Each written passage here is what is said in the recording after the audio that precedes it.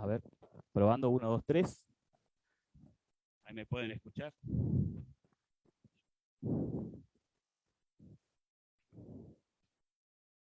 ¿Me pueden escuchar ahí? Sí, bien.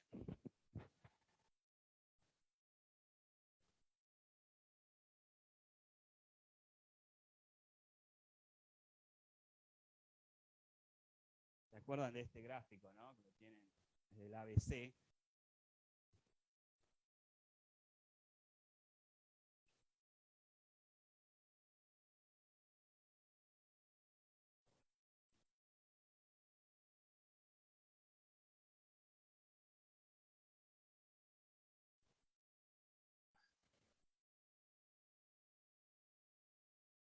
Las grandes eras de la organización de las sociedades, digamos, ABC, el socioeconómico, el político y el ideológico, están muy fuertemente vinculados, y a partir de estos tres elementos, las sociedades se van organizando.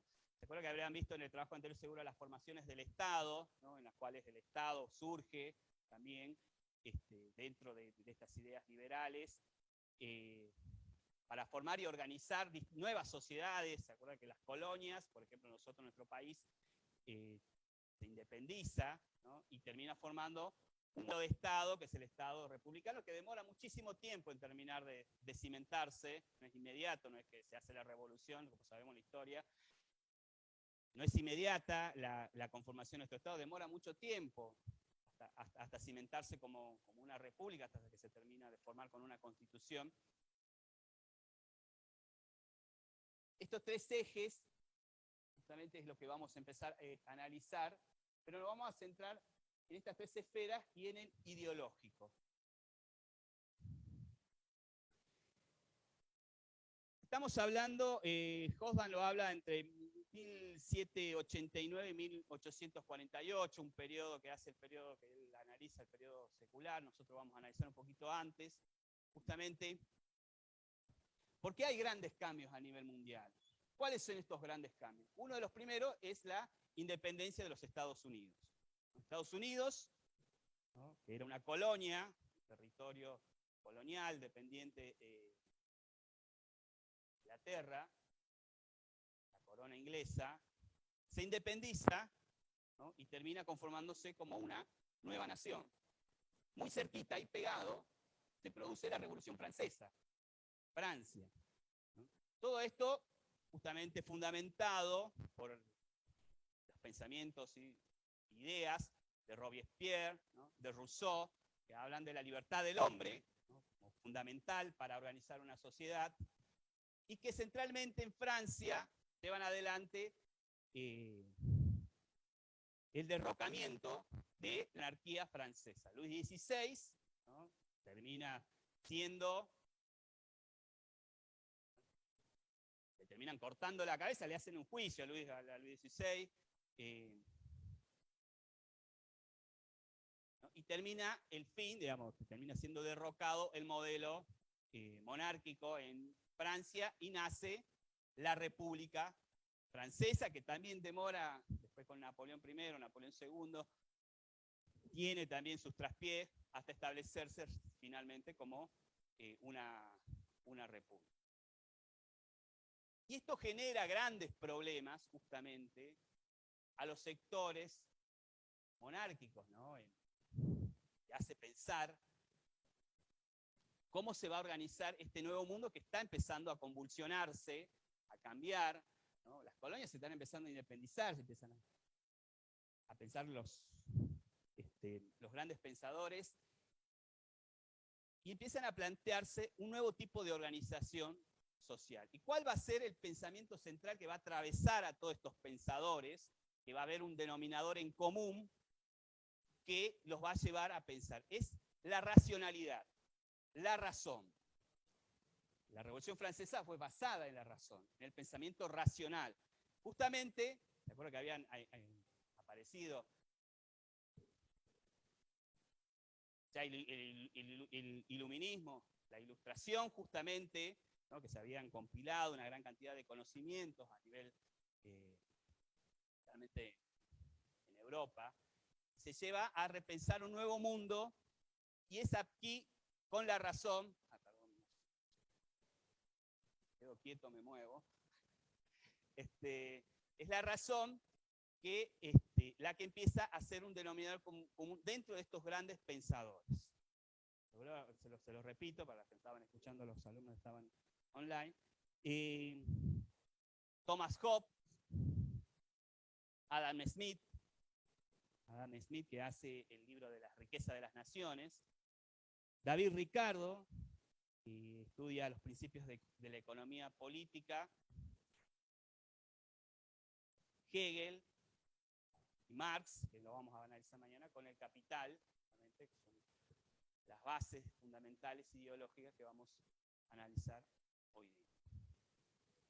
Entonces estamos diciendo que la racionalidad, justamente, dentro de todos estos principios ideológicos, es lo que empieza a dominar. ¿Y por qué lo marco la racionalidad como un principio fundamental? Porque ustedes recuerdan que anteriormente gran parte de los principios de organización social, sobre todo de la monarquía, no estaban basados en la racionalidad. Estaban basados justamente en la existencia divina, en la cual socialmente, bueno, el rey supuestamente era lo más cercano que había a la divinidad, y eso le otorgaba el derecho justamente a ser rey, ¿no? Y a partir de ahí, todo lo que lo rodeaba al rey, toda la clase feudal cercana al rey, también se otorgaba ciertos derechos debido a esa cercanía con el poder del rey. Y eso estaba justificado y nadie lo cuestionaba. Era así, y durante mucho tiempo funcionó, ¿no?, convenciendo a la sociedad, y los sectores más explotados, ¿no?, los campesinos, ¿no?, la servidumbre, que eran los que ponían la fuerza de trabajo para poder sostener todo este sistema, digamos, los que ponían la fuerza de trabajo. Ustedes se acuerdan que analizamos la fuerza de trabajo desde un principio, ¿no?, la fuerza de trabajo que cada uno ejerce en la humanidad como un elemento central para poder organizar las sociedades. La fuerza de trabajo, ¿no?, que es la que uno inculca, para poder transformar un elemento de la naturaleza y poder convertirlo en un elemento suficiente necesario para nosotros poder garantizar nuestra supervivencia. Tomamos un elemento de la naturaleza, lo convertimos, y con eso nosotros nos garantizamos los elementos básicos, ¿no?, para poder sobrevivir. Eso lo tienen claro, ¿no? No. Lo que digo es que nosotros tomamos los elementos de la naturaleza, ¿no?, por ejemplo, en la época de cazadores-recolectores, ¿no?, nos organizábamos, ¿no?, y había un grupo que era cazador y había otro grupo que era recolector, de acuerdo a las capacidades de cada uno, ¿no?, y uno le ejercía fuerza para ir a cazar un animal, y esa fuerza de trabajo la transformaba en un alimento, y después transformaba los distintos elementos que sacaba de ese animal, los volvía a inculcar más fuerza de trabajo, y garantizaba así la supervivencia de todo el grupo, ¿no? Básicamente eso. Entonces la fuerza de trabajo que después es usada de distintas maneras por distintas sociedades, ¿no?, y es apropiada en distintos modos, ¿no?, y distintas formas en distintos momentos de la historia de la humanidad.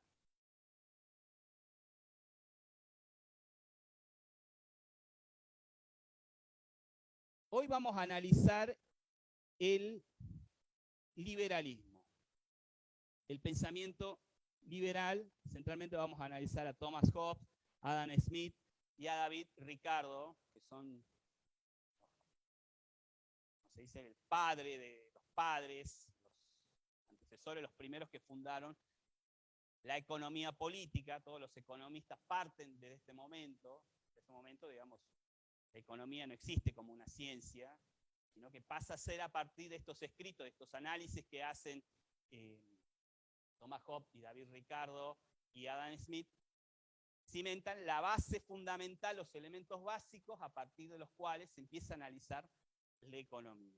Y Marx, posteriormente, toma estos estudios, justamente por eso es necesario que los entendamos, que Marx toma esto y le hace una crítica a estos estudios, justamente tomando una posición distinta y planteando centralmente entre todos estos, todos los que plantean, es una forma nueva de organización social, basada en la razón. Una nueva organización justamente en la cual están involucradas los medios de producción y el uso de la fuerza de trabajo.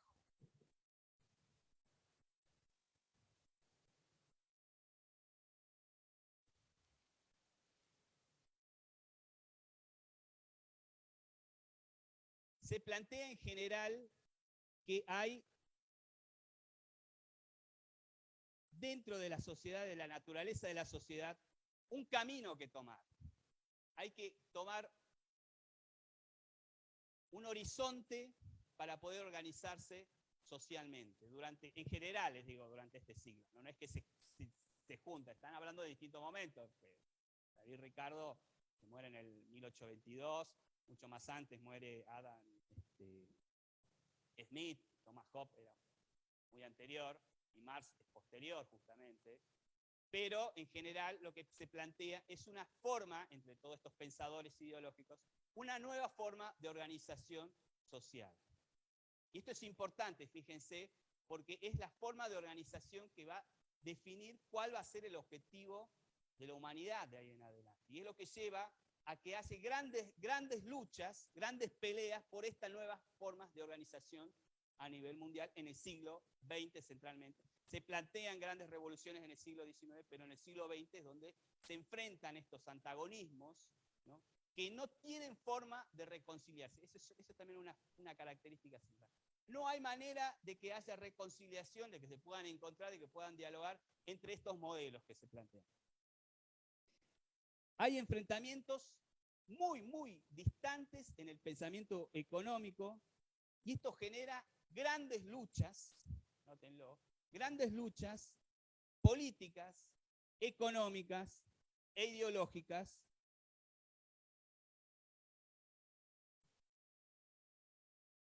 que tratan de pelear en distintas manifestaciones por las condiciones materiales de existencia. Las condiciones materiales de existencia, se lo voy a decir así en otras palabras, es decir, las condiciones con las cuales uno va a existir como ser humano, como sociedad, a partir de la organización de estas formas de pensamiento. Y esto lleva justamente, como les decía, a un enfrentamiento, a ideas contrapuestas y a distintos posicionamientos de luchas de clases que son irreconciliables.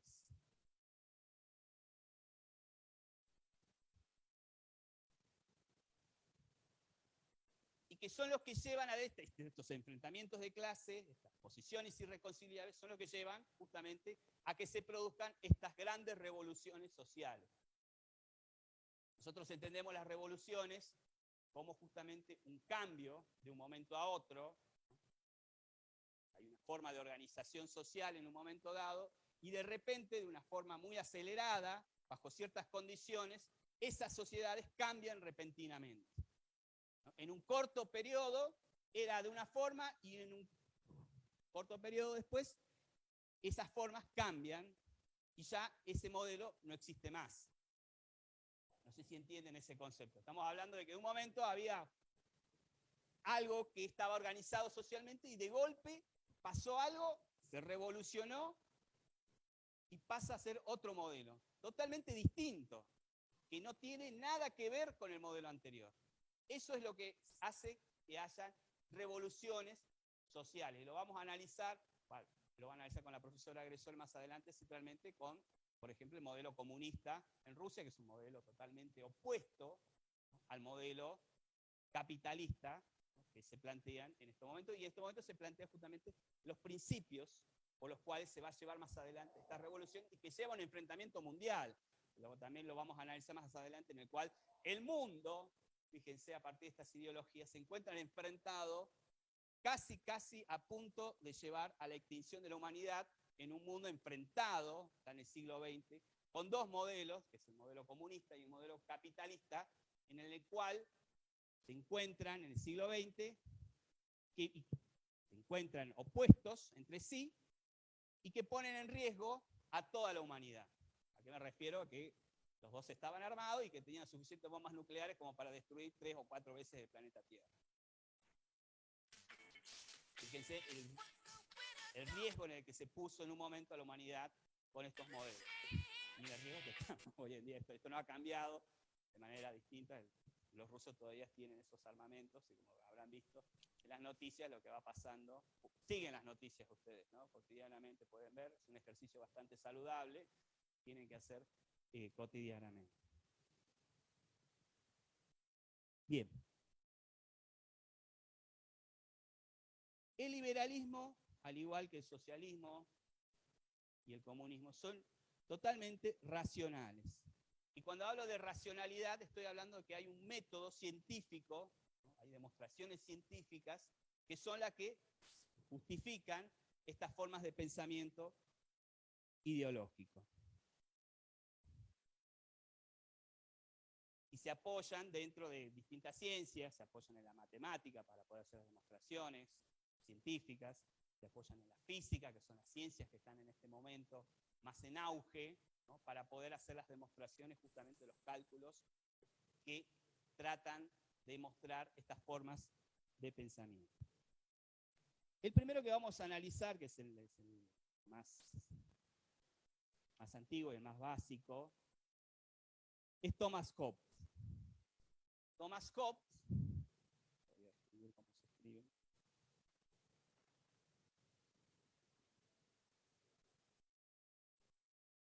Thomas Hobbes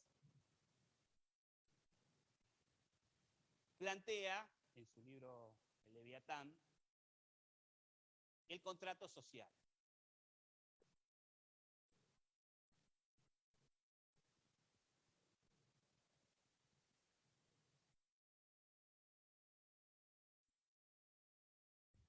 Dentro de su pensamiento, Hobbes dice, bueno, cada hombre, naturalmente, que existe en sociedad,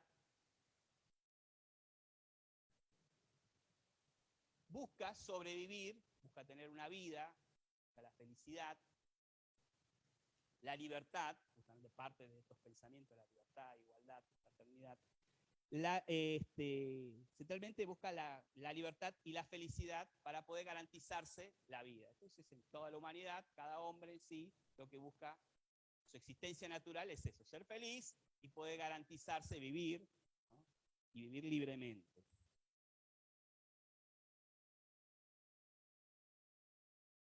Pero esto tiene un problema, dice Hobbes. Y vos para garantizarte esta libertad, vos tenés que tomar de la naturaleza y tenés que tomar de la sociedad los recursos que hay para poder garantizarte esta felicidad. Y estos recursos, sabemos racionalmente, son escasos. No nos alcanza para todos para ser felices. Entonces, ¿cómo se hace para lograr justamente esa felicidad? Dice, bueno, nosotros establecemos en sociedad lo que él denomina el contrato social. ¿Qué es el contrato social? Dice, nosotros entregamos a alguien, ¿no?, nuestras capacidades y nuestras voluntades de organizar socialmente esta distribución. Es decir, le entregamos al Estado, al gobierno, ¿no?, esas posibilidades, y es ahí, a partir del Estado, el que nos garantiza justamente esta felicidad, supuestamente, ¿no? Es el Estado el que nosotros le vamos a entregar esa potestad, y es el Estado que lo que va a organizar y nos va a garantizar a todos, socialmente, nos va a garantizar un sistema organizado que nos va a dar, supuestamente, una buena forma de vida y nos va a garantizar la felicidad para todos. Entonces, esta felicidad, a través del Estado, justamente, pasa a ser el elemento supremo de cada hombre. Cada hombre termina siendo, a través de la organización, de entregar esta potestad con el contrato social, logra finalmente la felicidad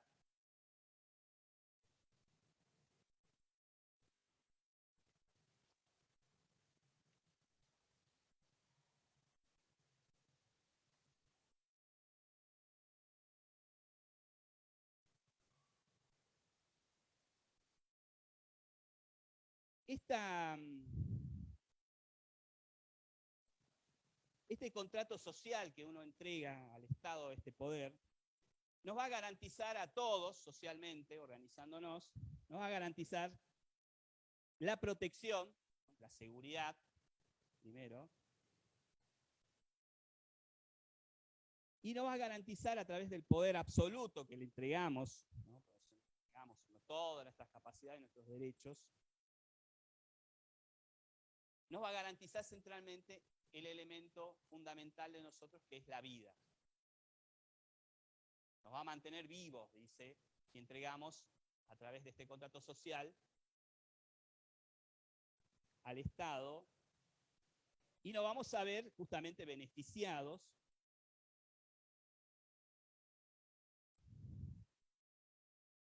socialmente, nos vamos a ver beneficiados supuestamente, lo que plantea, ¿no? Pero esto tiene varios problemas, porque ustedes ya estarán pensando justamente, pero ¿cómo es? Si yo no soy feliz actualmente y yo he entregado todos mis derechos y actualmente no logro esa felicidad que plantea. Justamente es una de las críticas que se le empieza a hacer a Hobbes, porque justamente dentro de este contrato social no están garantizadas justamente este objetivo de la felicidad, y sobre todo no está garantizado el elemento fundamental, que es la vida. En este momento, en el siglo, finales del siglo XVII, ¿no? Hay una gran cantidad de personas empobrecidas, ¿no? Que no tienen esa garantía de la felicidad, ¿no? Están empobrecidas, hay gente que está todavía esclavizada, ¿no? Que no tiene absolutamente acceso a ningún tipo de derecho, y está todavía presente la servidumbre. Ustedes saben que los campesinos y la servidumbre no estaban en plena felicidad tampoco, con el Estado que los gobernaba, el Estado monárquico, y entonces esto empieza a generar grandes críticas justamente, y uno de los críticos, principales críticos que hay a este pensamiento, es Adam Smith.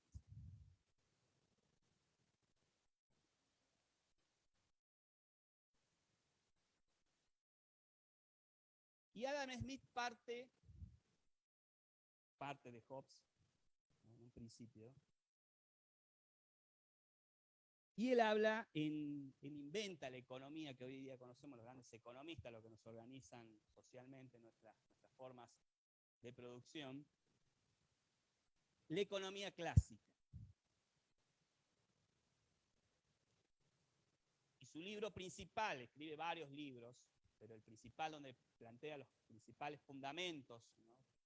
Es el libro que se denomina La riqueza de las naciones.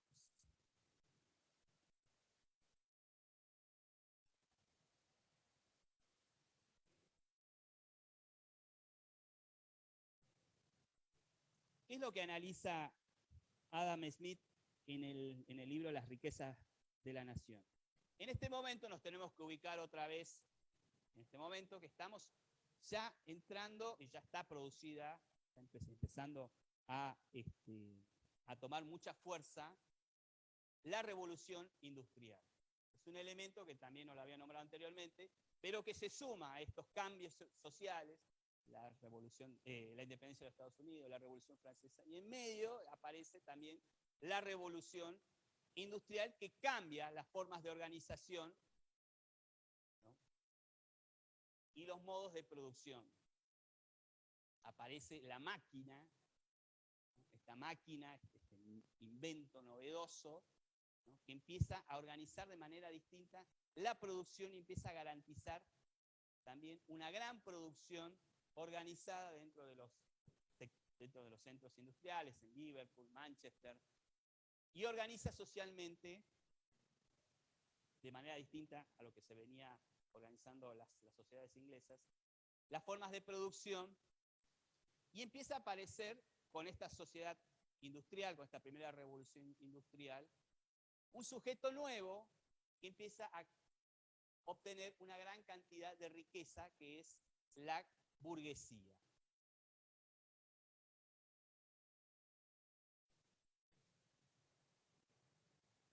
Esta burguesía en pleno ascenso, todavía recién está empezando a convertirse en la gran burguesía que después, ya para 1848 y 50, ya logra obtener el ascenso total y a través de la implementación del modelo capitalista logra cambiar justamente las formas de producción. En este momento, esta burguesía recién está empezando a ascender. ¿Y por qué lo remarco? Porque aquí esta burguesía empieza justamente a cuestionar las formas de organización que venían sosteniéndose centralmente con el sistema mercantilista.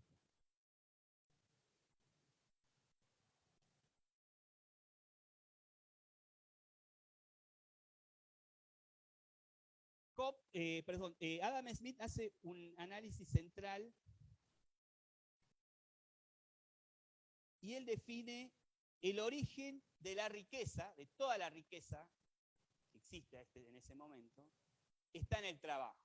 Te lo repito. Esto es un elemento fundamental que él plantea y a partir de acá se disparan una gran cantidad de ideas.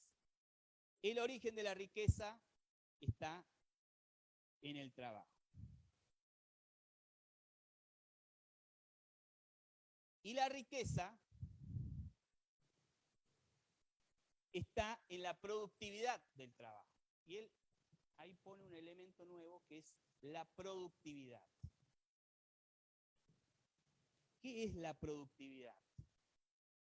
Que hasta ese momento, ustedes saben que en el sistema de producción esclavista, la organización del trabajo no estaba del todo, digamos, reglamentada. Digamos. El dueño de los esclavos, el esclavista, ¿no?, trataba de producir en el campo de la manera que a él le parecía de forma más eficiente. Tomaba la cantidad de esclavos que podía conseguir, ¿no?, iba al campo, ¿no?, y los obligaba a trabajar para que produzcan. Pero esto no estaba sistematizado hasta ese momento. No había una sistematización en las formas de producción. Y esto no había sucedido anteriormente en ningún momento en la humanidad. Y es lo que plantea con esto de la productividad, es que justamente para poder garantizar que haya más productividad, tenés que organizar, dice, las formas de trabajo.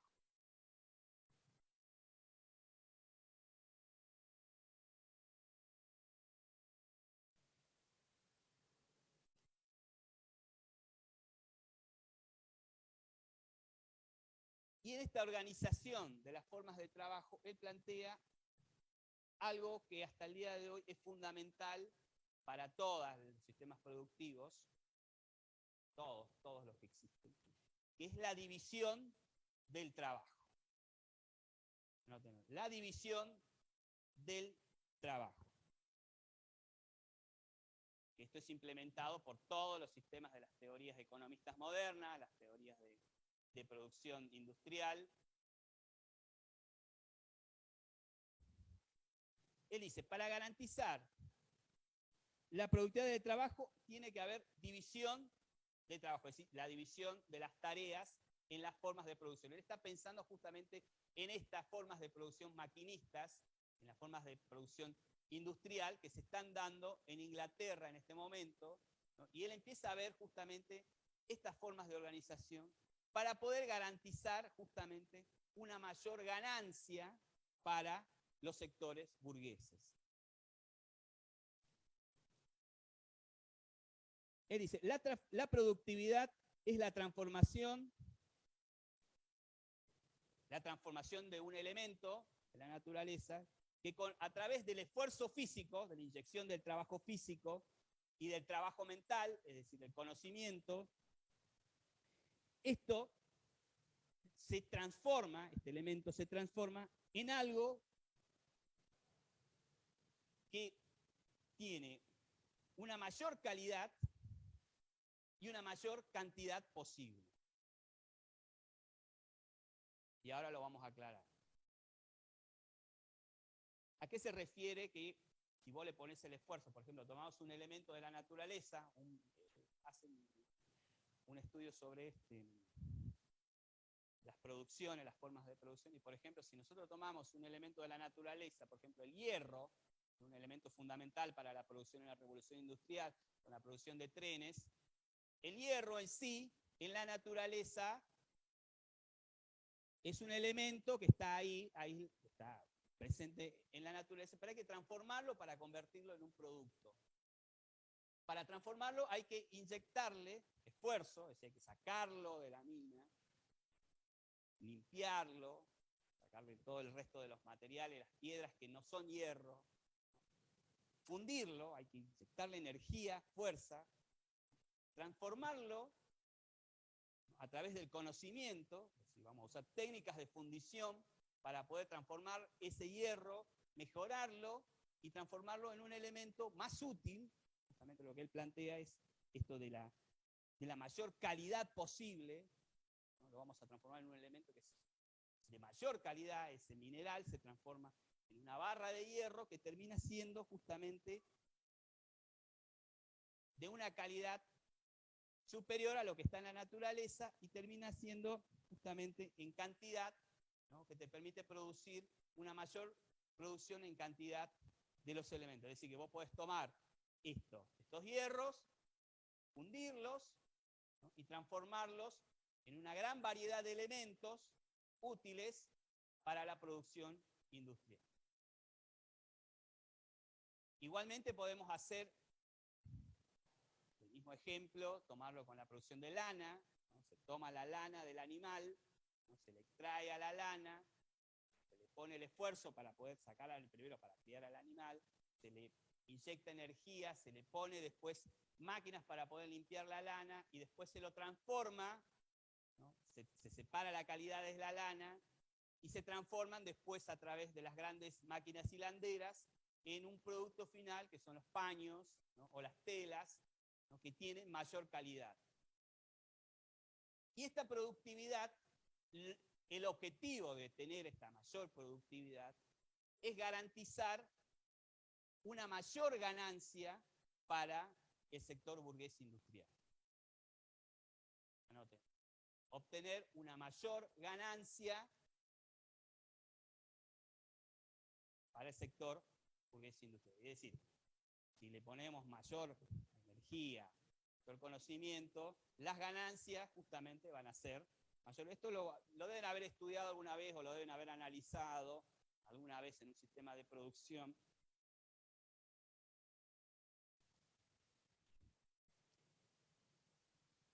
Y ahí plantea una premisa fundamental también que dice que para vos podés obtener esta mayor ganancia, tenés que usar el menor esfuerzo posible. Usar la menor cantidad de recursos, menor esfuerzo, la menor cantidad de recursos, y producir más. Una regla básica en el liberalismo, vos gastás menos energía, ¿no? Implementás menos esfuerzo, y si producís más, la ganancia obviamente va a ser superior. ¿Vamos bien hasta ahí? ¿Alguna pregunta? Vamos a ir despacito porque estos temas tienen que ver más con la economía, justamente, pero vamos a ir planteando lo que nosotros queremos ver a partir de estas teorías economicistas, lo que sucede socialmente. ¿Por qué esta organización justamente lleva, esta forma de pensamiento lleva a una nueva forma de organización social?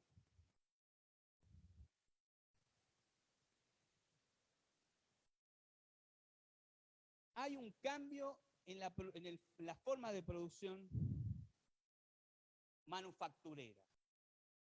Es lo que plantea justamente, ¿se acuerda que estaba en el modelo manufacturero en el cual se producían elementos? Y él se da cuenta justamente de que no era tan eficiente ese sistema. Entonces había que organizar ese sistema de manera distinta para lograr una mayor cantidad de producción y obtener una mayor cantidad de ganancia. Justamente por eso plantea la necesidad de la división del trabajo para poder llevar esta productividad y poder elevar la productividad. Él dice, La productividad sale centralmente de la división del trabajo, se lo repito. La productividad sale centralmente de la división del trabajo. Si nosotros dividimos un trabajo de la manera más eficiente, con el menor esfuerzo, con la menor cantidad de recursos, vamos a obtener mayor productividad. Volvemos otra vez al ejemplo de la lana. Si le pongo menos esfuerzo, menos trabajo y obtengo una mayor cantidad y calidad de telas y de paños, voy a poder ofrecer un producto y voy a obtener, de mayor calidad, voy a obtener una mayor ganancia, que es la ganancia, centralmente, la que obtiene el sector burgués industrial en este momento. Entonces él está pensando, fíjense, en esta clase social. Él piensa en la burguesía industrial. No piensa en el modelo monárquico, en el modelo feudal, sino está pensando en la ganancia de la burguesía. Fíjense, en este momento, con la revolución industrial, se están empezando a plantear un modelo nuevo, justamente, que va a poner justamente en cuestionamiento, vamos a ver ahora con David Ricardo, cómo se cuestiona al sector mercantilista y al sector terrateniente.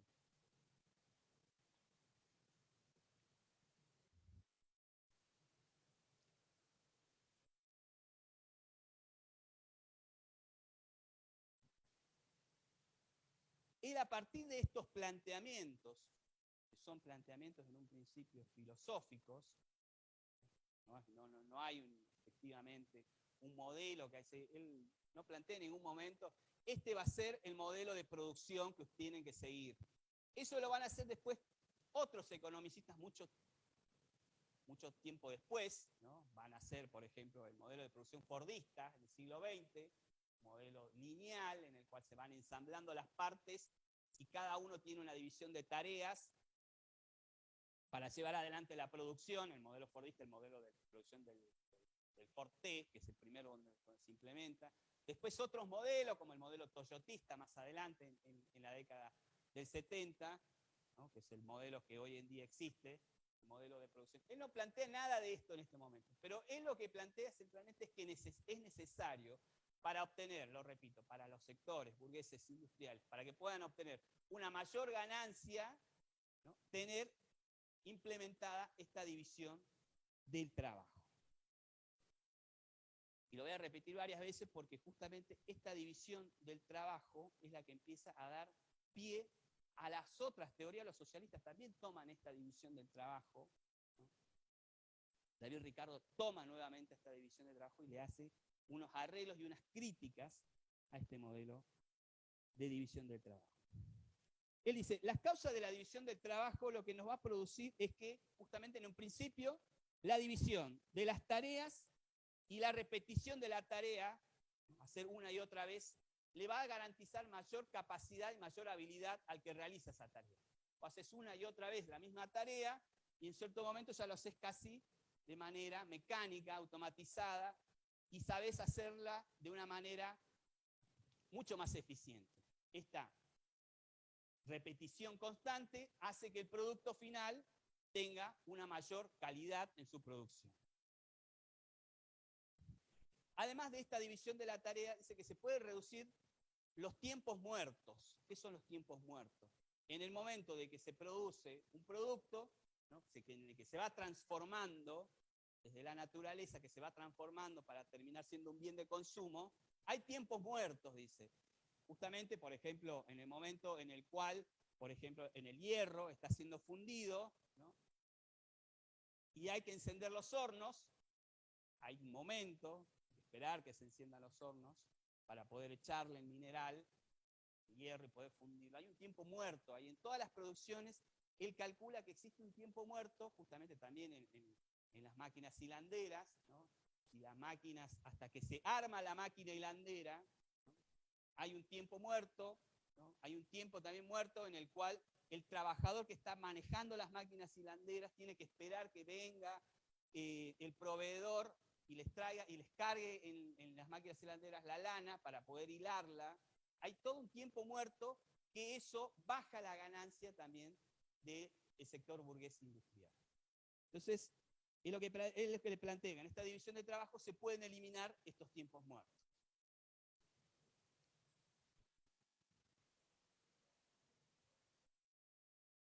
Entonces, si sumamos que hay menos tiempos muertos, que hay mayor capacidad en la producción, digamos, que el trabajador tiene mayor habilidad, esto va a tener como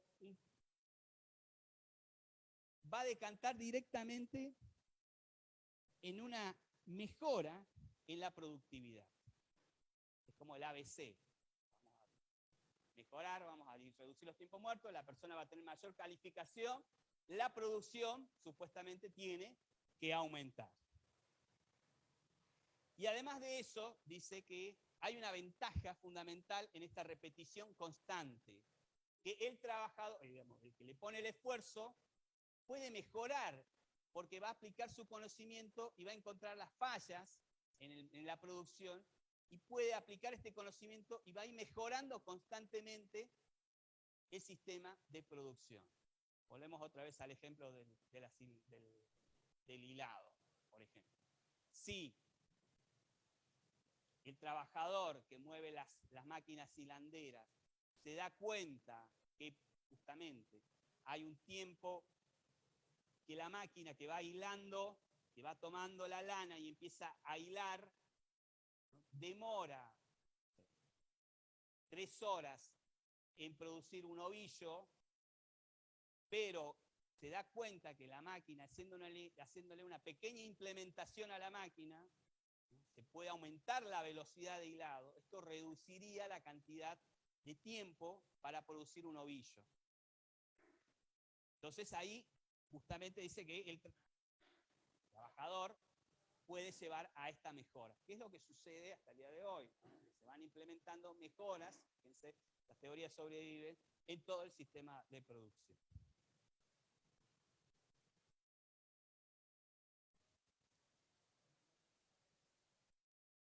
Entonces, con esta división del trabajo,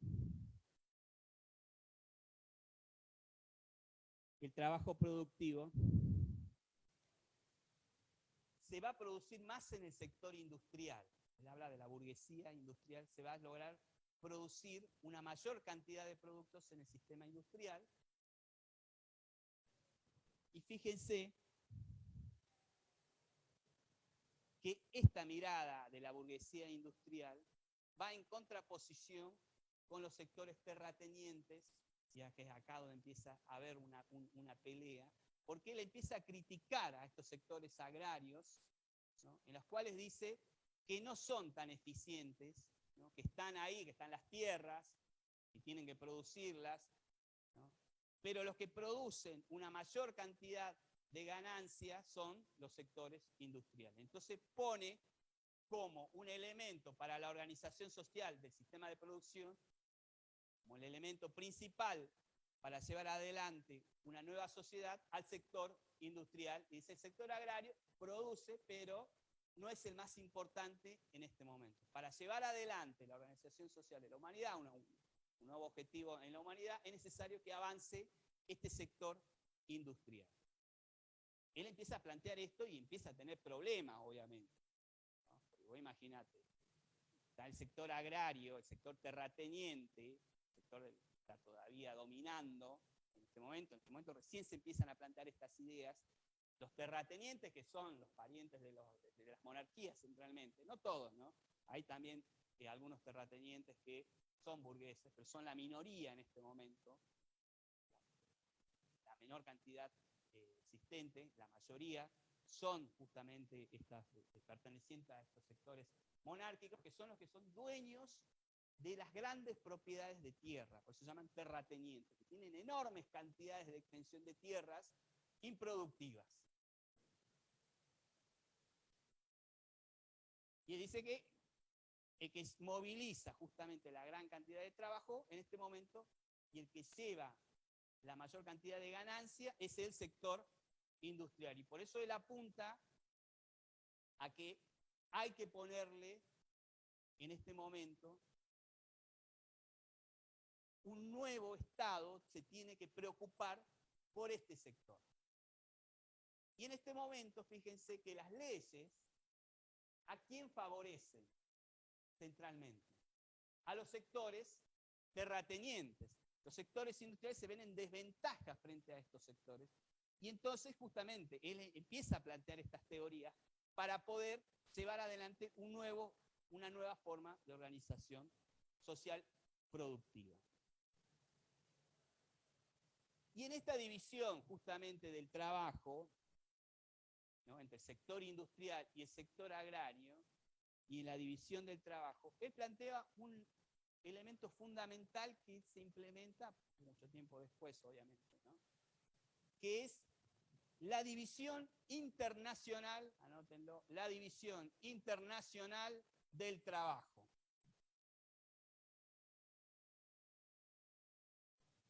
¿Qué es esta división internacional del trabajo? ¿Se acuerdan que habíamos visto recién cómo se va dividiendo las tareas para llevar a producir? Bueno, él dice, bueno, así como en el sector industrial, para llevar adelante la mayor productividad, tiene que haber una división de tareas, ¿no?, a nivel general y a nivel mundial tiene que haber también una división internacional del trabajo, en la cual van a haber sectores sociales o países o naciones que van a estar especializadas en un tipo de producción y eso les va a garantizar la riqueza. Y es acá donde viene el elemento de la riqueza de las naciones.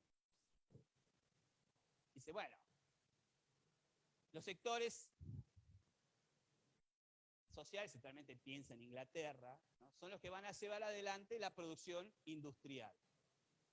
Y el resto de las naciones van a llevar adelante la producción centralmente de materias primas, ¿no?, de productos agrarios, centralmente de materias primas. Cuando hablamos de materias primas, estamos hablando de productos minerales, estamos hablando de alimentos y de elementos básicos para ser producidos en el sector industrial. Y él plantea esto, fíjense, la división internacional del trabajo. Esto tiene una influencia tan fuerte a nivel mundial, pero tan fuerte a nivel mundial que después, mucho tiempo después, en nuestro país también se plantea esto. ¿Cuál va a ser el modelo que vamos a seguir a nivel económico y a nivel mundial?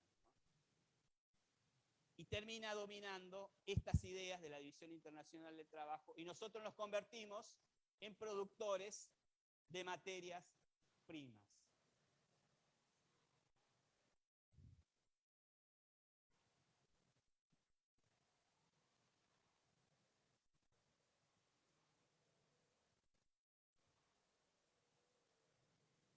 Todas estas teorías que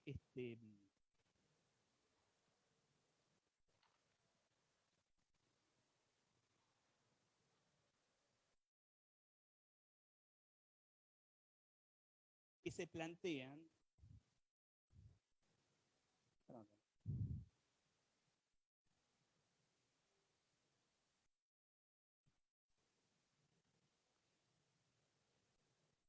son las que se llevan adelante con esta implementación del modelo liberal. Entonces, fíjense, el sector industrial en este momento está en competencia, la burguesía industrial está en competencia con el sistema mercantilista y se encuentra con problemas en el sistema de producción. Entonces lo que plantean estos liberales es llevar adelante el libre mercado.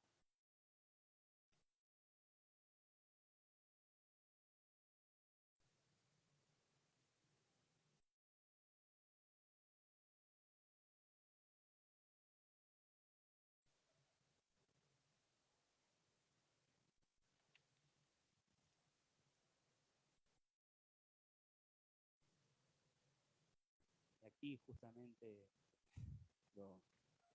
Adam Smith plantea como que es necesario la implementación del libre mercado.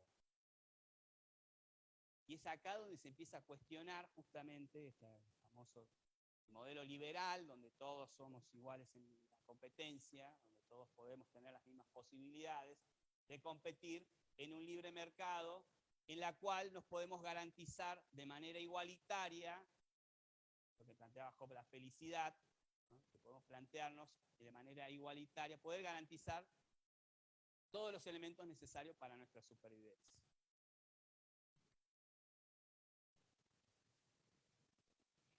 Perdón, estoy viendo el tiempo para ver si vamos bien, si vamos a llegar.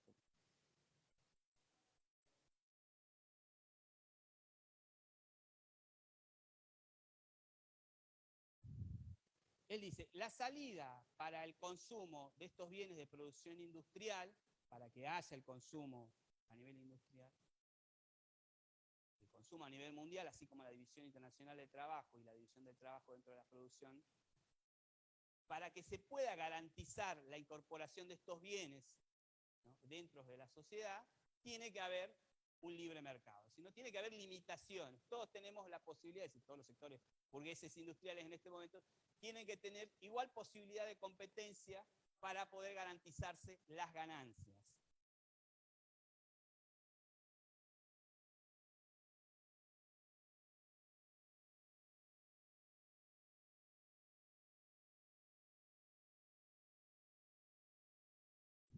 En este intercambio, ¿no?, de productos, se va a producir justamente unas relaciones sociales en las cuales se va a organizar la sociedad, justamente primero se va a organizar con la División Internacional del Trabajo, y en este intercambio, justamente la naturaleza humana, y en este libre mercado, se va a llevar adelante la organización, que habíamos hablado en un principio, de la producción de los bienes necesarios para poder nosotros vivir como sociedad. Él dice, este libre mercado va a garantizar justamente la producción de los bienes que son necesarios para la subsistencia de la humanidad. Este libre mercado, en libre competencia, va a poder justamente producir los elementos, ¿no?, para poder sobrevivir. Entonces dice, bueno, sí, en un momento las sociedades piden paños de mayor calidad, es decir, para poder garantizar una limpieza, o telas de mayor calidad, bueno, el libre mercado va a poder, a través de esta división de trabajo industrial, va a poder llevar adelante la producción de esta solicitud de la sociedad de mejores paños, ¿no? Y esto va a garantizar justamente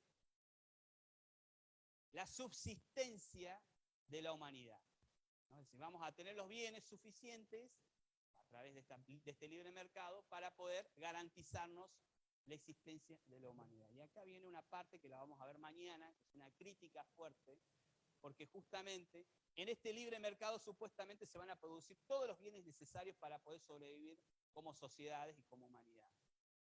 Supuestamente. Supuestamente porque este libre mercado, que todavía no está implementado, que está en competencia con el mercantilismo, está todavía cuestionando, supuestamente esta forma de organización va a llevar adelante justamente la riqueza de todas las naciones, la riqueza de cada uno de los países va a llevar la riqueza y a partir de ahí la felicidad de cada persona. Esto es lo que se plantea a nivel económico y a nivel teórico. Y más adelante vamos a ver cómo Marx critica justamente este pensamiento, porque dice, esta forma de organización con el libre mercado no garantiza efectivamente la producción de todos los bienes necesarios para la supervivencia de la humanidad. Y él plantea otras formas de organización.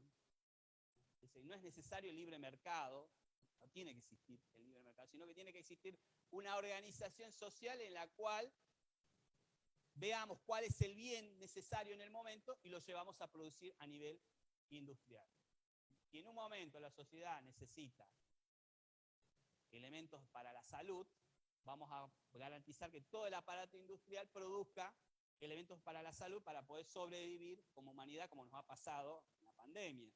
Todos los recursos se han tenido que destinar a nivel humanitario para poder, pero lamentablemente no es para garantizar en ese momento la supervivencia de la humanidad, sino que era para garantizar la supervivencia de los mercados, ¿no? Porque sin personas que trabajen y produzcan, no se puede garantizar la existencia de los sectores industriales capitalistas. No se puede garantizar tampoco el consumo. Entonces necesitas garantizarle medianamente, digamos, una forma de salud Y la humanidad se ha puesto en el trabajo para poder garantizar una vacuna o varias vacunas para poder otra vez el mundo que pueda volver otra vez a consumir y a producir. Sí. A ver, ahí se escucha, perdón. Sí. Está bien, perdón. Gracias.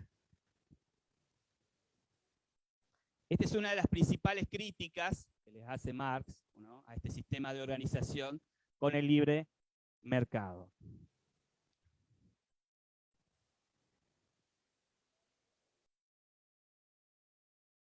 Y en la División Internacional del Trabajo, él plantea las premisas principales, que dice que cada nación se tiene que especializar en un tipo de producción, ¿no?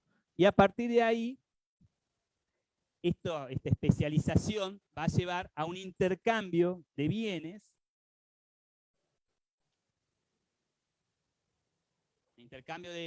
con el resto del mundo, y que va a lograr, a partir de este intercambio de bienes y esta División Internacional del Trabajo, el mundo va a ser lo mejor posible que va a haber para la humanidad.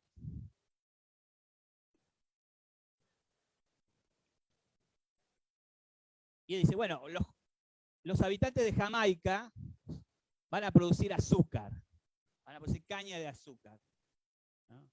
Van a plantar caña y lo que saquen del azúcar, ¿no?, la materia prima, eso lo van a intercambiar por productos manufacturados en Inglaterra, ¿no?, productos manufacturados que necesitan para seguir produciendo, y a partir de ahí, bueno, va a haber un intercambio en el cual todas las naciones se van a enriquecer unas a otras, y a partir de ahí, bueno, vamos a tener un mundo equilibrado a partir de este intercambio, ¿no?, a través de este libre mercado centralmente dominado por las burguesías industriales. Y vamos a ver justamente después qué es lo que pasa con estas ideas, porque estas ideas del libre mercado terminan funcionando, terminan dominando, pero, pongo el pero, este mejor mundo posible en el cual todos vamos a enriquecernos, no se logra. Y el ejemplo más claro es justamente en esta primera revolución industrial, que Inglaterra logra obtener una gran cantidad de riqueza con el intercambio de productos manufacturados, pero Jamaica, que producía azúcar, no logra obtener esa misma cantidad de riqueza.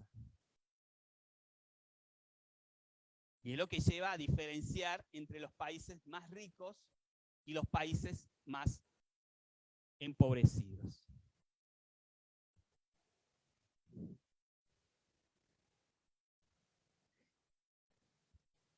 Estos principios de la división del trabajo, de la teoría del valor, justamente en el cual el mercado se autorregula, ¿no?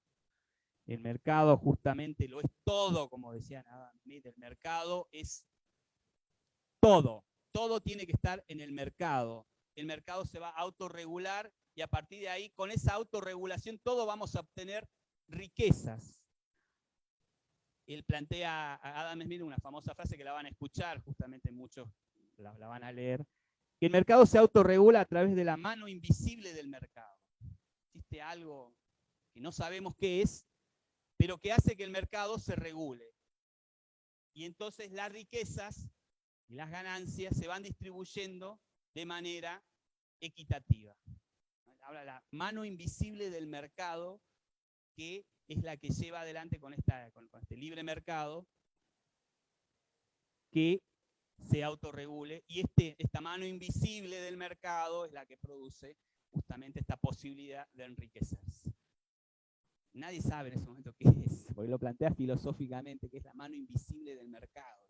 Supuestamente es que hay libre competencia, y en esta libre competencia, ¿no?, los sectores industriales compitiendo con otros sectores industriales y con sectores agrarios, supuestamente van a lograr equiparar los niveles de producción y de ganancia, y con esta equiparación de los niveles de ganancia, supuestamente todos van a vivir en felicidad. Supuestamente, ¿no?, porque eso se lo plantea, fíjense, ni siquiera él se anima a plantearlo de esta manera. ¿no? Él dice, bueno, está la mano invisible del mercado que va a regular todo y esto va a llevar adelante la riqueza de las naciones. Y acá se empiezan a encontrar problemas, porque como lo había planteado en el ejemplo de Jamaica e Inglaterra, Jamaica no empieza a enriquecerse de la misma manera que se enriquecen los ingleses. Porque los ingleses empiezan a intercambiar productos manufacturados. Imagínense cuántas toneladas de azúcar tiene que entregar Jamaica para poder intercambiarla por un ferrocarril, por un tren. ¿Cuánto esfuerzo necesitas para producir esas toneladas de azúcar y cuánto esfuerzo necesitas para producir ese ferrocarril? Entonces vamos equiparando y vamos diciendo, bueno, mirá, acá se gastó menos esfuerzo, menos energía, y acá se gastó mucha más energía, mucho más trabajo para producir el azúcar, y la cantidad que tengo que intercambiar es mayor, y cada vez, y aquí viene el problema, cada vez la cantidad de esfuerzo que hay para hacer el intercambio de estos productos manufacturados es mayor. Cada vez empieza a ser más y más. En un momento, pongámosle su número, tenían que ser 100 toneladas, después en otro momento tenían que ser 200, y en otro momento tenían que ser 500 toneladas para obtener el mismo producto. Esto nosotros lo vemos hoy en día, lo entendemos, porque nosotros lo hemos sufrido durante muchas generaciones, y ustedes son una nueva generación que lo está viviendo dentro de la crisis económica, que es la inflación. La famosa inflación, que cada vez hay que poner más esfuerzo para obtener el mismo producto. ¿Cuántas horas tengo que trabajar para obtener la misma cantidad de alimentos que obtenía hace varios años? Y tengo que trabajar más. La gente dice, bueno, tengo que buscar 2 trabajos. ¿No? Después dice, bueno, tengo que buscarme 2 trabajos y tengo que tener un trabajo extra los fines de semana para poder obtener lo mismo que obtenía hace varios años atrás. Esto justamente hace pensar a un economista que no es de la rama científica, no es un pensador filosófico, sino que es un agente de la bolsa de Inglaterra, que es David Ricardo.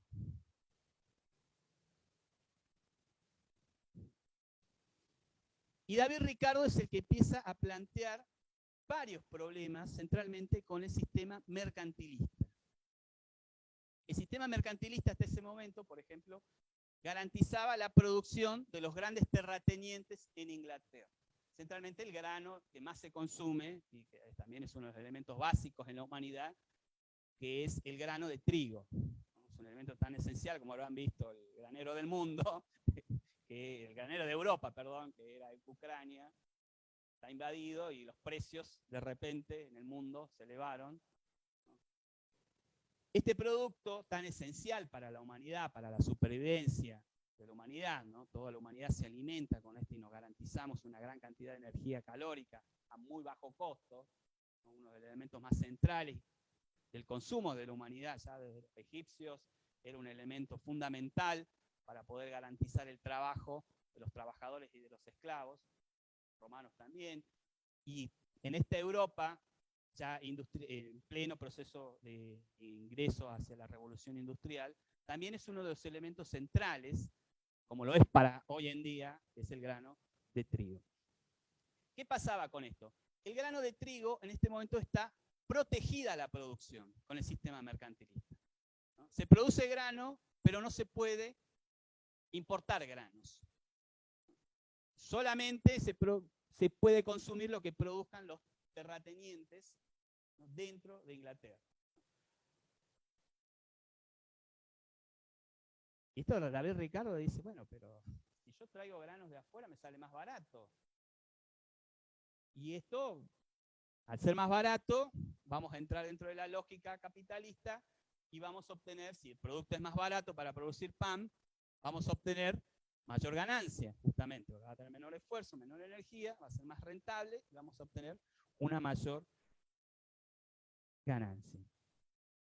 Y ahí se encuentra con un problema, justamente, que son los sectores mercantilistas que impiden, primero legalmente, hay una gran cantidad de leyes que hacen que justamente favorezcan esta gran cantidad de leyes, se favorezca centralmente a los sectores terratenientes, es decir, de mayoría de origen feudal, ¿no? Y se beneficie de manera muy lejana, casi nada, a los sectores industriales, a la burguesía industrial. Y David Ricardo empieza a cuestionar justamente a estos sectores terratenientes,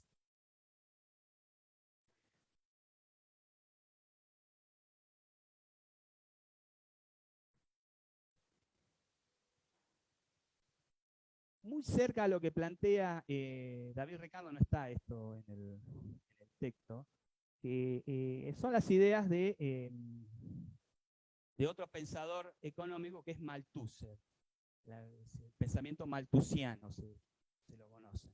Anótelo, porque no está en el texto, pero los traigo únicamente como dato para que puedan entender lo que sigue, ¿no? Malthusser plantea que dice que va a existir una crisis dentro de los sistemas de producción, ¿no?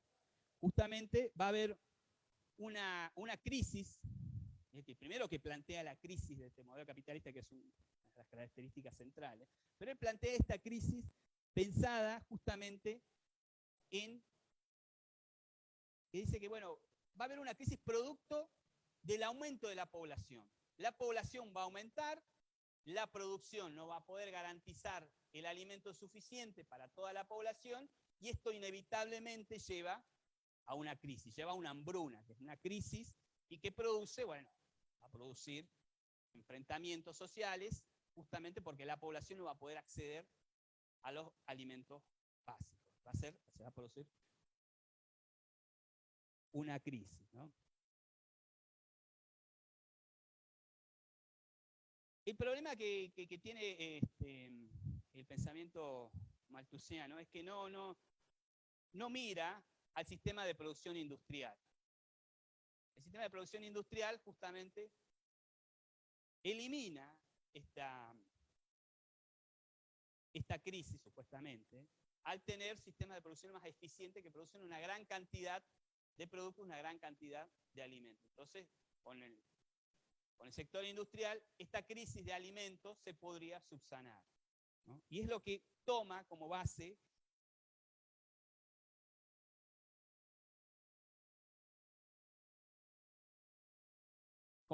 justamente David Ricardo.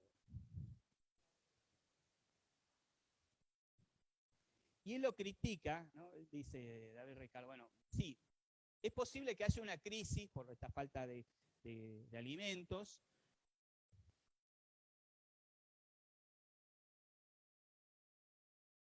pero dentro de Inglaterra esto no va a suceder, dice David Ricardo. ¿Pero por qué no va a suceder? Porque Inglaterra está pasando, la economía inglesa no va a entrar dentro de esta crisis, porque va, si se establece y sigue el camino hacia una economía industrial, esta crisis no va a suceder. Si todo el aparato productivo se pasa a un sistema industrial, esta crisis, estas hambrunas y estos conflictos sociales no van a existir, ¿no? Va a haber una producción, va a haber producción suficiente, y todos van a estar garantizados con toda la alimentación y todos los bienes necesarios para que no exista esta crisis. Pero hay un problema, y acá empieza a haber problemas, empieza a encontrar David Ricardo problemas dentro de esta visión industrial, de esta sociedad industrializada. ¿Y dónde está el problema que encuentra David Ricardo? El problema está con el sector terrateniente.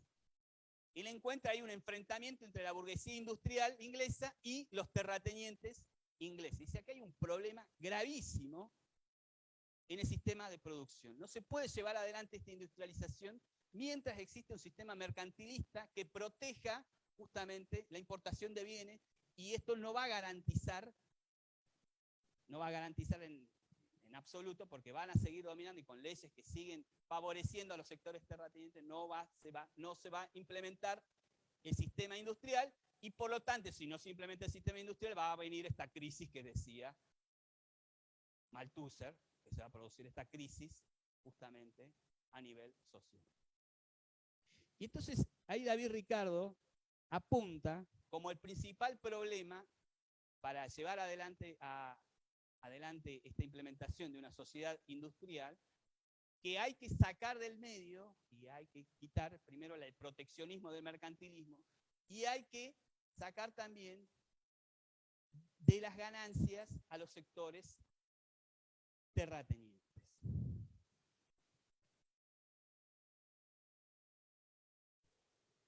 Y ahí David Ricardo toma lo de Adam Smith con mucha más fuerza, ¿no? Y dice justamente,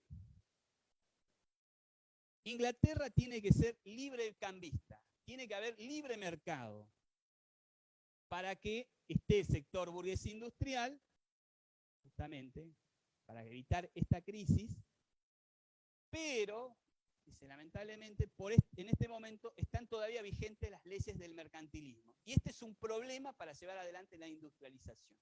Y él encuentra ahí un problema enorme para llevar la implementación de esta revolución industrial en Inglaterra.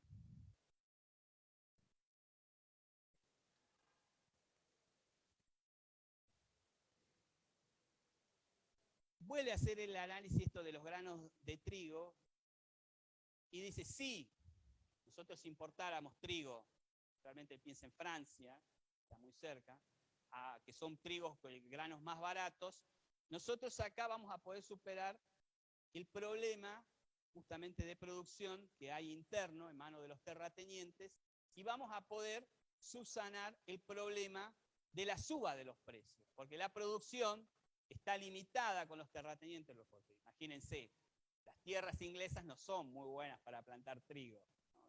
Inglaterra que está muy al norte, ¿no? Un clima muy frío, el trigo que podés plantar está limitado, las tierras tampoco son las mejores como para poder plantar trigo, entonces la producción de trigo está limitada. Y esta producción de trigo, que se implementa como elemento de consumo básico en la sociedad inglesa, como es escaso, como es un valor escaso, su valor sube. Y entonces tenemos un valor que nosotros lo conocemos bien claramente, es el ABC para los argentinos, que es la inflación, ¿no? Que se produce un valor en el cual la sociedad no puede acceder en este momento, la sociedad inglesa no puede acceder a este valor de consumo tan básico para la alimentación. Entonces, vamos a tener inflación, vale, sube, de hecho el precio subía, y él dice, bueno, no podemos seguir con este sistema de protección mercantilista. Necesitamos traer productos de afuera, centralmente trigo, que sean más baratos y con esto poder bajar los precios y poder garantizarnos la alimentación y poder evitar esta crisis que venía prediciendo Malthus.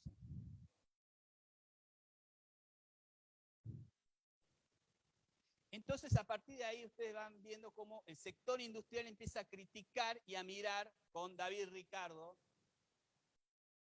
a la sociedad feudal, empieza a criticar al sector mercantilista y cómo se empieza a dar paso de un modelo social a otro. Justamente estamos hablando, volvemos otra vez a hacer un resumen en el siglo XIX, en el cual se implementa, ¿no?, el modelo capitalista, que es el modelo que domina a las sociedades, que domina hasta el día de hoy, y en el cual la clase burguesa, ¿no?, la clase burguesa que David Ricardo le pone un nombre a la burguesía que le dice empresarios, ¿no?, el concepto que utilizan los economistas acá, ¿no? Nosotros usamos la burguesía industrial.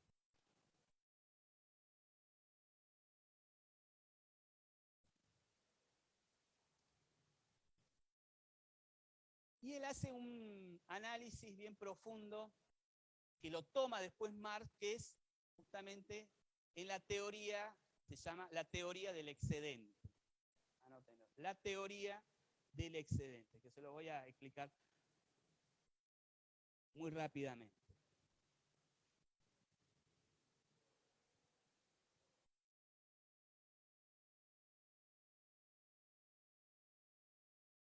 Dice, ¿qué es el excedente? ¿No? Dice, la humanidad produce, pongamos otra vez el ejemplo de los granos, produce una gran cantidad de granos, una gran cantidad de toneladas de granos, pero no consume todo, ¿no?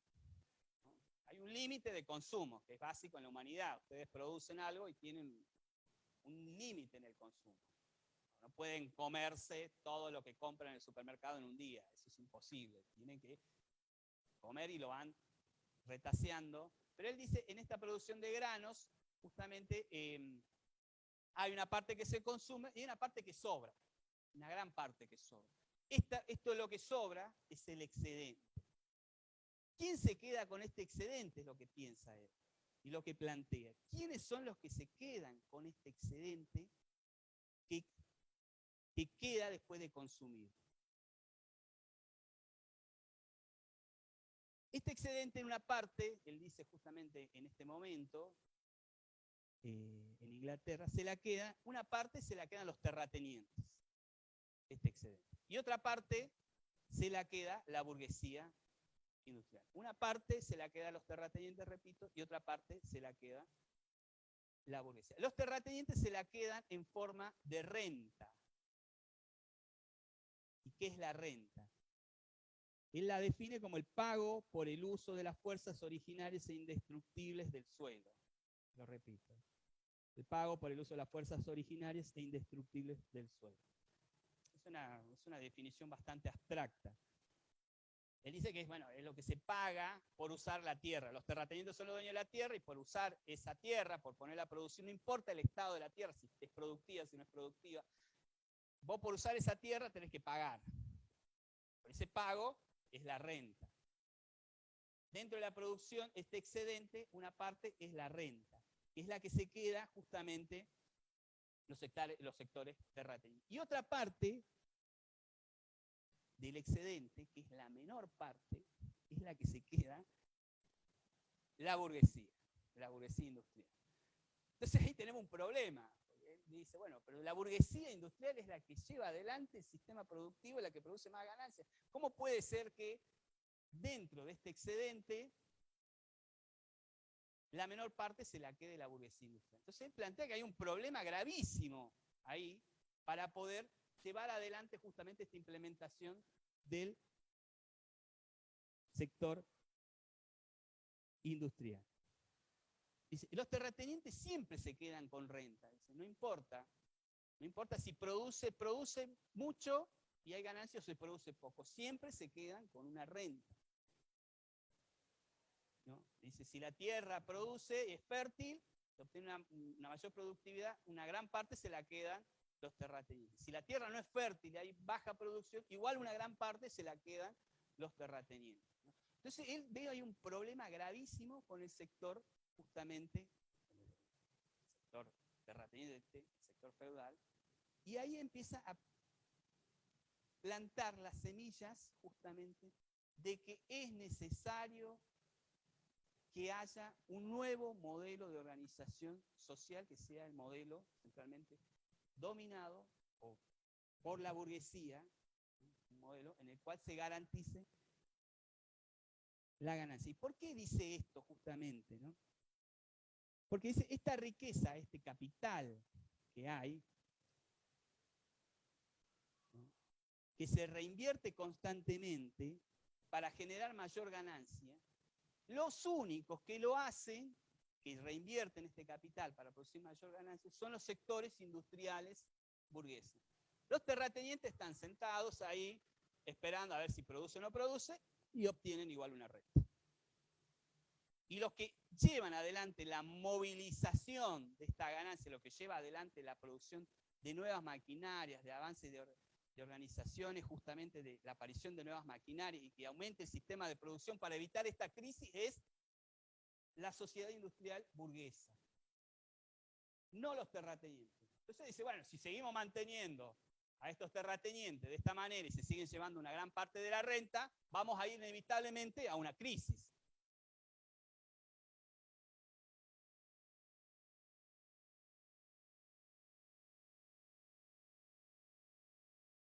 Y él lo dice de manera muy, muy burda. Hay que eliminar a estos parásitos terratenientes, así, directamente. ¿No? Vamos a hay que eliminar directamente estos parásitos terratenientes. Hay que sacarlos del sistema de producción, ¿no? Hay que garantizar que la mayor cantidad del excedente, de la ganancia, se lo queden los sectores burgueses industriales. Pero para llevar adelante este cambio de modelo es necesario que el sistema mercantilista desaparezca, que aparezca el modelo del libre mercado. Vuelve a tomar lo que dice Adam Smith y lo vuelve a plantear, pero en este momento justamente con otros argumentos, y dice que es necesario que aparezca y se implemente a nivel mundial el libre mercado. Porque si no, el proyecto justamente del capitalismo no puede ser llevado adelante, ¿no? Si sigue el sistema mercantilista existiendo, los capitalistas no van a poder obtener esta mayor rentabilidad y esta mayor ganancia. Además dice que, bueno, sí, sabemos que los sectores mercantilistas no van a llevar adelante el desarrollo de la humanidad. Lo que van a llevar adelante el desarrollo a través del trabajo, del aumento de la productividad, el desarrollo de nuevas maquinarias, el desarrollo de nuevos sistemas de producción, van a ser los sectores burgueses industriales, no los sectores terratenientes. Entonces, es necesario que justamente, vuelvo a repetir, que el sistema mercantilista desaparezca. Él lo plantea en este momento, estamos hablando de 1820, 22, y recién tiene éxito para 1848, se muere David Ricardo y después, mucho tiempo después, recién toma vigencia esto. Fíjense, las leyes vigentes en favor al sistema mercantilista perduran todavía mucho tiempo después de lo que él plantea este sistema.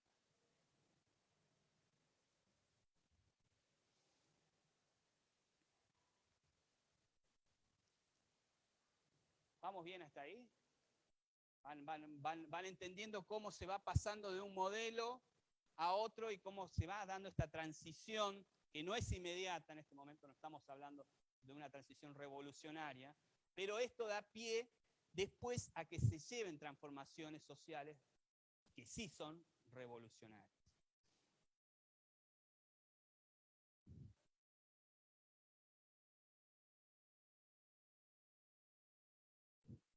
Él plantea, además de esta división de la renta, David Ricardo,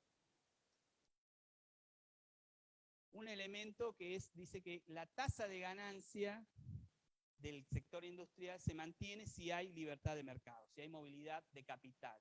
Si el capitalista obtiene una mayor ganancia, esa ganancia la va a reinvertir y esta reinversión va a producir mayor ganancia y esta ganancia también va a ser reinvertida y esta va a producir lo que él define la movilidad del capital. Entonces este capital, esta riqueza va a estar en movimiento constante y esto va a producir justamente mayor ganancia justamente y va a producir el desarrollo y supuestamente esta mayor tasa de ganancia va a producir justamente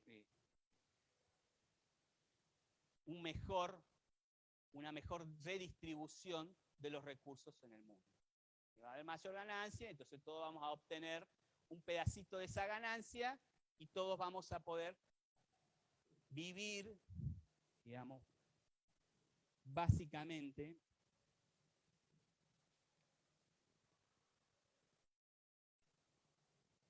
vamos a obtener todos los elementos necesarios, ¿no? Y dentro de esta teoría del excedente, él analiza que también está dentro del sistema de producción, dentro de este excedente, hay una pequeña porción que se la queda el asalariado. Es decir, además de los terratenientes, hay una pequeña porción que se la queda el asalariado. ¿Y por qué digo pequeña porción? Porque todos sabemos que los salarios son muy bajos y vamos a ver cómo lo plantea en este momento. Él dice que los salarios que se quedan los trabajadores solamente tiene que garantizar la subsistencia del trabajador. Esta subsistencia solamente, el salario, tiene que garantizar los elementos necesarios para que el trabajador subsista y siga vivo y no se muera. El trabajador va a recibir un salario, que es parte este excedente, pero va a ser tan pequeña que solamente le tiene que garantizar que viva, es decir, que coma algo para no morirse, ¿no? Y que tenga lo básico, ¿no? ¿Se acuerdan de las necesidades básicas humanas? El calor, la seguridad, la alimentación. Bueno, que tenga mínimamente garantizada esta subsistencia para que pueda seguir trabajando y siga produciendo.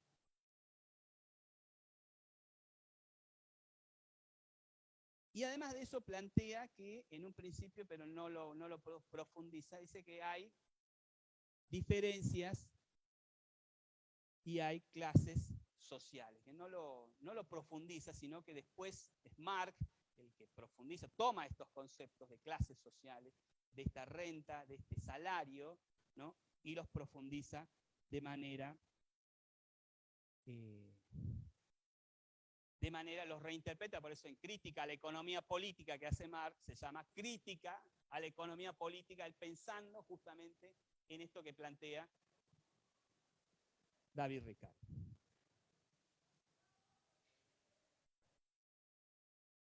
Y en esta organización de las clases sociales, para organizar las clases sociales hay unos elementos que son fundamentales para poder diferenciar las clases sociales. Dice, por un lado está el salario, por otro lado está la renta y por otro lado está la ganancia. Estos tres elementos, anoten, salario, la renta y la ganancia son los elementos que van a diferenciar a las clases sociales. Salario, renta y ganancia.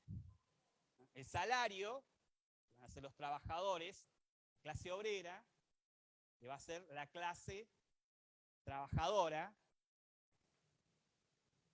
La ganancia, que se le van a quedar los sectores industriales, ¿no? Y la renta, que se le van a quedar los sectores terratenientes, ¿no? Entonces él ve ahí una diferenciación de clase en base a estos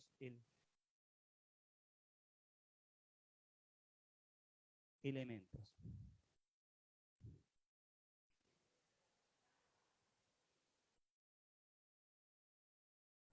Y él aquí plantea justamente en esta diferenciación con el salario y esta clase social central.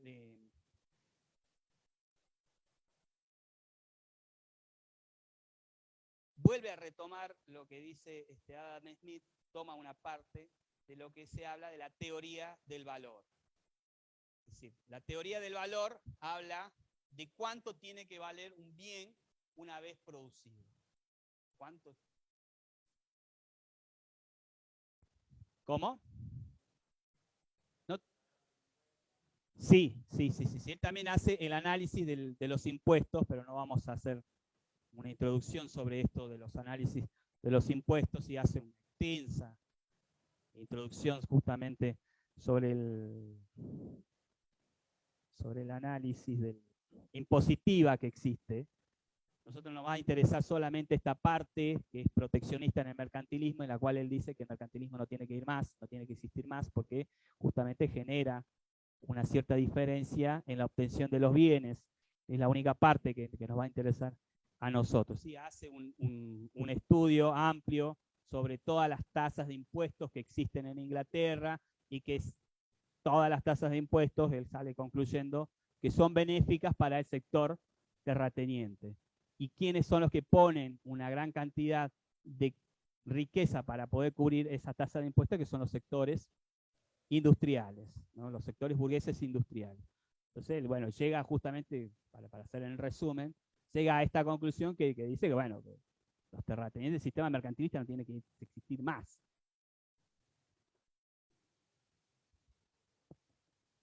En esto de la teoría del valor, que es lo que estamos hablando, del valor final de un bien, él vuelve a retomar justamente esta de la división del trabajo. Voy a tomar lo que dice Adam Smith, que finalmente el producto está basado, ¿no?, en la suma del costo, ¿no?, la suma del costo del producto final, ¿no?,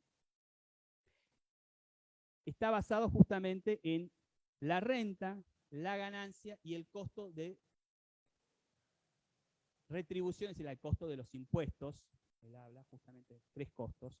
Perdón, el de la renta, el de la ganancia y el costo de retribución de lo impositiva que hay en ese momento. Entonces dice, bueno, con estos elementos podemos definir el valor, en la teoría del valor final, del producto. Pero lo que nos interesa a nosotros analizar dentro de esto, que ni siquiera es el nombre de la teoría del valor, ni por qué lo plantean, él plantea una base fundamental que después la toman los socialistas, y lo toma Marx, que dice que justamente el valor de una mercancía depende del tiempo del trabajo que se le ponga, ¿no? Que un trabajador le dé a esa mercancía. Un trabajador le pone un tiempo, le implementa un tiempo de producción, ¿no? Para producir un elemento, y ese esfuerzo, ese trabajo, le va a dar un valor final a un producto. Es decir, mientras más tiempo le dé, más va a valer el producto. Si ustedes consumen, por ejemplo, un elemento que tiene mucho conocimiento de desarrollo, ¿no? Mucho tiempo para llevar adelante el desarrollo del producto, ¿no? Demora mucho tiempo en producirse, ese producto va a valer más que aquel que tiene justamente una menor cantidad de tiempo en la producción. Y esto lo podemos ver claramente ustedes con los que también estamos en una sociedad de consumo, en justamente el valor de los bienes. Ustedes cuando van a comprar algo, hay un elemento que vale más. ¿Por qué? Porque justamente para poder llevar adelante la producción de ese bien, se requiere una gran cantidad de energía, una gran cantidad de conocimiento y una gran cantidad de tiempo de desarrollo para poder producir ese bien. Y otro bien que tiene una menor cantidad de tiempo, una menor cantidad de conocimiento para llevar adelante ese desarrollo, vale mucho menos, ¿no? Por ejemplo, podríamos hablar hoy en día el consumo de las tecnologías. Para consumir un aparato tecnológico que requiere mucha cantidad de conocimiento, mucha cantidad de energía, mucha cantidad de esfuerzo, tiene un valor mucho más alto que un producto que se pueda producir con poca cantidad de tiempo, con poca cantidad, un elemento tecnológico, ¿no? Que lleve una menor cantidad de esfuerzo.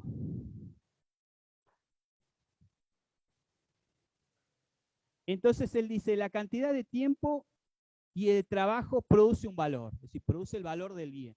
Se lo repito, la cantidad de trabajo y de tiempo produce un valor. Eso anótenlo ahí nada más, pero a nosotros lo que nos interesa es esta parte. Dice, al trabajador se le paga un pedazo, una pequeña porción del valor que produjo. Y el resto del valor, del excedente, se lo apropia el terrateniente y se lo apropia la clase burguesa industrial. Esto es el fundamento que justamente lleva adelante a repensar justamente nuevas formas de organización social que la toman los Marx hace el análisis, lo critica, esto toma estas teorías, toma estos fundamentos y le da una orientación distinta.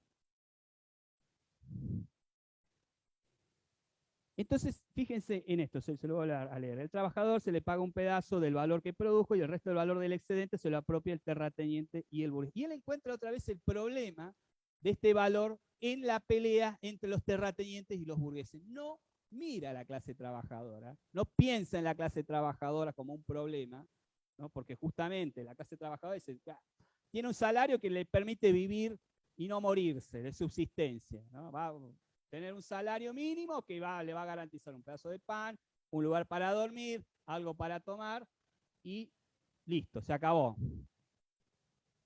¿no? Lo va a recibir periódicamente y después el trabajador va a seguir vendiendo su fuerza de trabajo. Pero él no mira en esto, sino que mira el problema justamente entre la clase burguesa industrial y los terratenientes.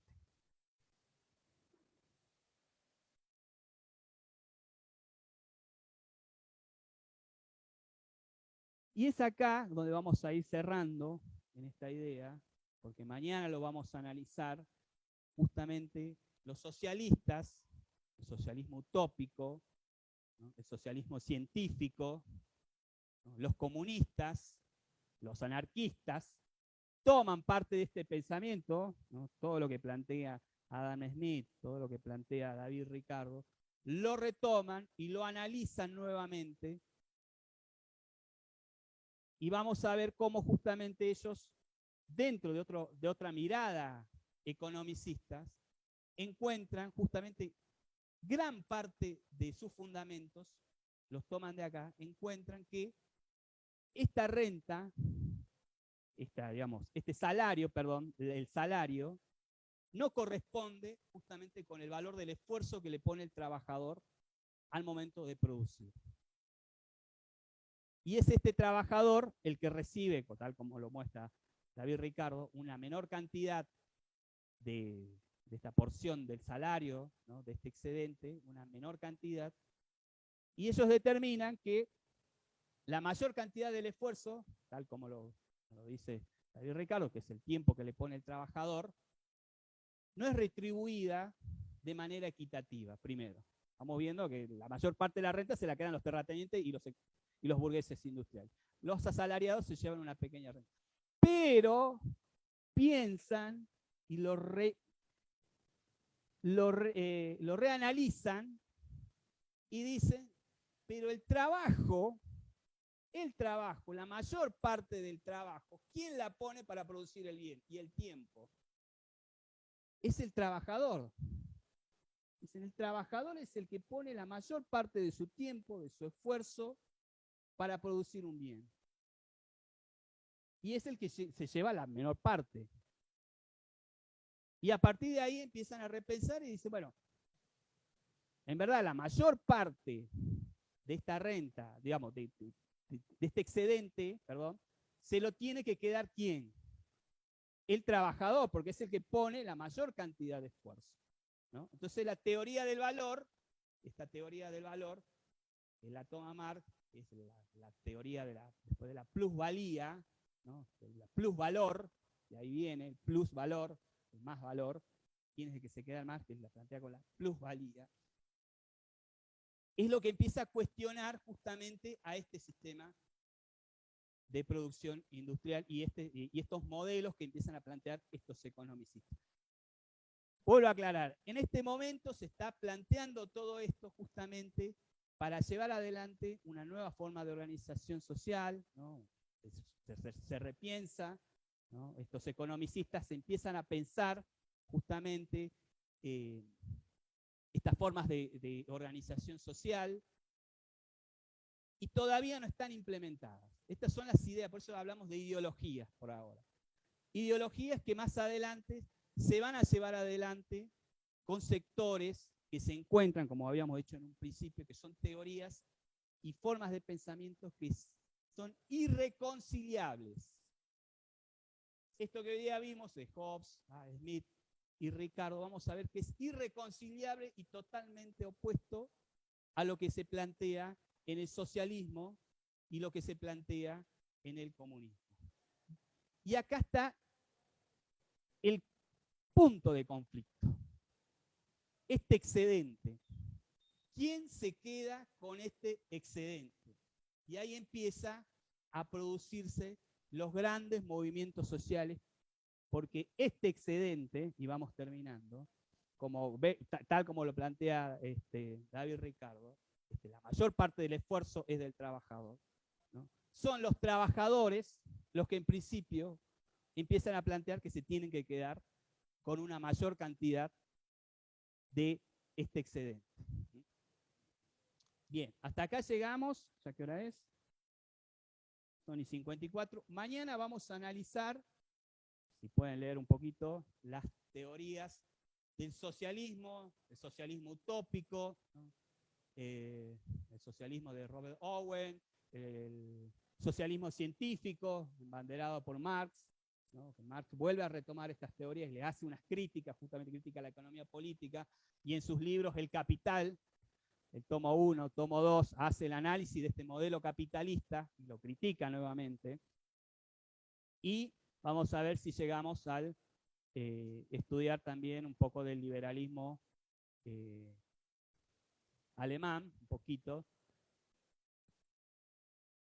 Y vamos a tratar de introducirnos mañana en cómo este primer modelo que está planteado en este sistema de ideas lleva adelante, se encuentra en un choque justamente por la apropiación de este excedente con la clase trabajadora. Una vez que la clase burguesa toma la dominación justamente del modelo social, se encuentra con la clase trabajadora, ¿no? Se encuentra con estos enfrentamientos porque son la clase trabajadora justamente la que entiende en un principio que son las que ponen la mayor cantidad de esfuerzo y son las que se lleva la menor parte. Y acá se empiezan a producir luchas, que es lo que plantea Marx, que dice que la movilización de la humanidad está basada en luchas de clases, en este enfrentamiento constante, ¿no?, que hay en la transformación de los productos de la naturaleza para el consumo y en la apropiación de la forma de estos bienes. Se van a producir grandes enfrentamientos, y él lo demuestra científicamente desde el principio de la humanidad, cómo se va trasladando estas luchas de clase en distintos momentos de la historia de la humanidad, que es algo que Adam Smith no lo toma tanto, no hace un análisis histórico, ¿no? Marx sí hace un análisis histórico, hace un análisis historicista, que muestra justamente que esta lucha de clases, ¿no?, es una parte importante para llevar adelante el avance de la sociedad humana.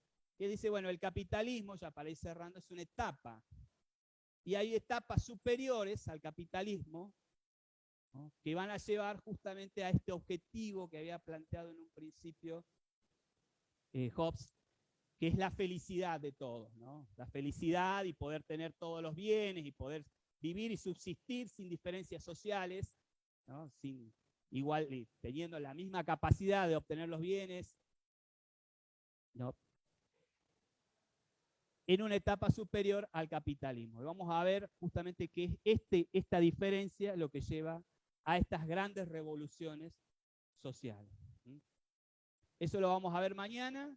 Tenemos en el aula 19, ¿no? En el aula 19 a las 10 de la mañana. Bien. Lo último que le quería decir una cosa particular, seguro que ahora tenemos práctico, con los chicos que tenemos ahora a las 12, venme en media horita, yo les publiqué esta mañana, hasta que llegue a conectarme a mi casa, y en 30 minutos nos conectamos con el práctico número 6, que es zoológicos humanos. ¿Bien? Nos vemos ahí a los que están. Sí, va una maratón hoy. Bien, relean todo esto, mañana lo repasamos, relean el texto por favor, y mañana seguimos con estas de ideología y revolución. Gracias.